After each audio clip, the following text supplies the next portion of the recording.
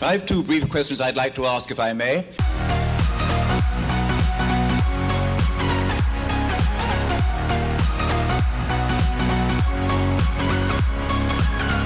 Hi, welcome to Left Foot Media. My name is Brendan Malone and you're watching The Daily Question. Today's question of the day: what happened to Bono?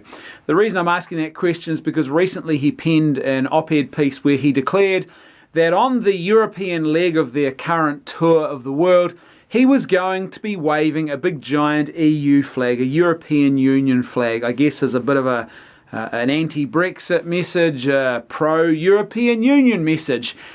But when I read that, I thought to myself, Bono, what happened to you? I remember when I was younger, and I just thought U2 were one of the best bands that ever existed. And I still think U2, particularly in their heyday, were a truly great band. There was just something really special. There was a whole mix of things going on there with U2. But one of the things that made U2, I think, so memorable for me was the way in which they would bring important issues to the forefront, and in a way that didn't seem to be too trite. And it did. They sort of had a passion and an investment in these issues that sort of seemed to matter in a lot of their songs. They reflected that.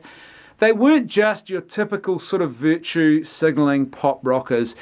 Now, I'm starting to wonder, though, whether or not this whole time it was just virtue signalling, or whether or not basically Bono has now become part of the establishment, because he went from being this guy who was an outsider, who was a sort of a voice of protest, if you like, a voice for the downtrodden, the marginalised, who effectively found himself, thanks to the very lucrative income that and the gravy train they found themselves on as a band once they sort of hit their popular rise. And then, hey presto, he's become part of the establishment now, to the point where he's waving an EU flag on stage on the European leg of his tour. It just seems so bizarre to me to think of Bono and to think of U2 waving a flag in support of a massive, unelected, bureaucratic superstate.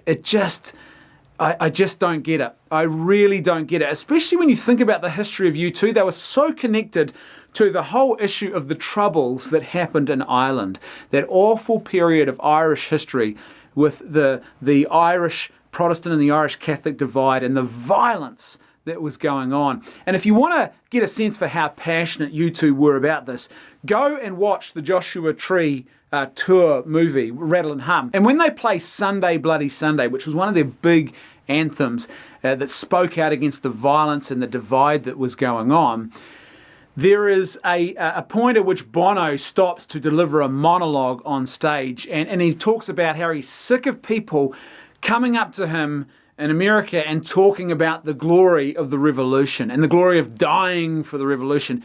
And he just goes on about the fact that this thing is evil and it's just wrong. And here's the thing, what underlies that sentiment, which he's right about, is the fact that people had allowed these sort of almost maybe what you might call a patriotic alliance or allegiance to actually undermine their respect for the dignity of other people. And they were willing to do violence in the name of this commitment to this political cause. And so it's so bizarre to me to see that Bono now waving a flag in support of a political cause, and a political cause of a very, very wealthy elite group of people too, which is not the history of U2. A political cause which represents, as I said, a giant unelected bureaucratic superstate. It's so very, very bizarre, and I think so contradictory to who U2 are supposed to be. I mean, surely Bono would understand this, that the bigger the state, the bigger the potential for evil. Big states, they do create big evil. I mean, so much of the history of U2 is about this, about errant governments.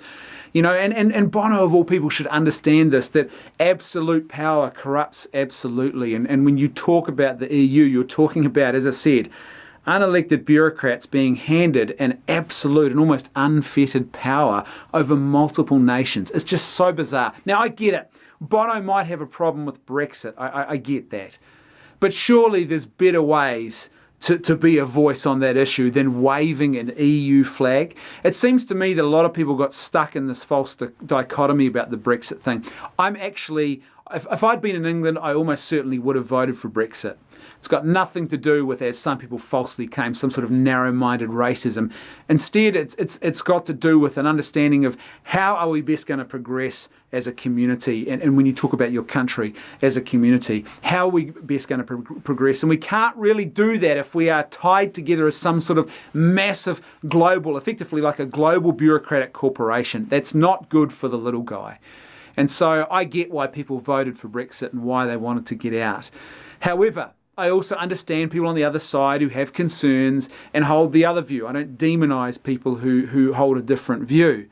But it seems to me that the false dichotomy is you either got to be one or the other. But perhaps Bono could go a different way. Perhaps he could raise his concerns without being all for the EU. Isn't it possible, surely, to say, hey, I wouldn't have voted for Brexit, but I can also see the big flaws and problems with the EU? Or is this just a matter of Bono now being so much part of the establishment that he doesn't even recognise himself that ability, or doesn't have that ability to look beyond the false dichotomy anymore? It's either all or nothing. You are either with us or you're against us. And the ability to see nuance and difference of opinion, and perhaps to even grasp the idea, the radical idea that maybe a big unelected bureaucratic superstate is not really good for the little guy, has just been lost in the midst of all of that. As per usual, I'd love to hear your thoughts, so please let me know what you think in the comments section below.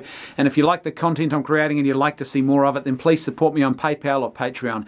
There's a link for both in the description below. That's right, I can hear my theme music too. I'll see you tomorrow on The Daily Question.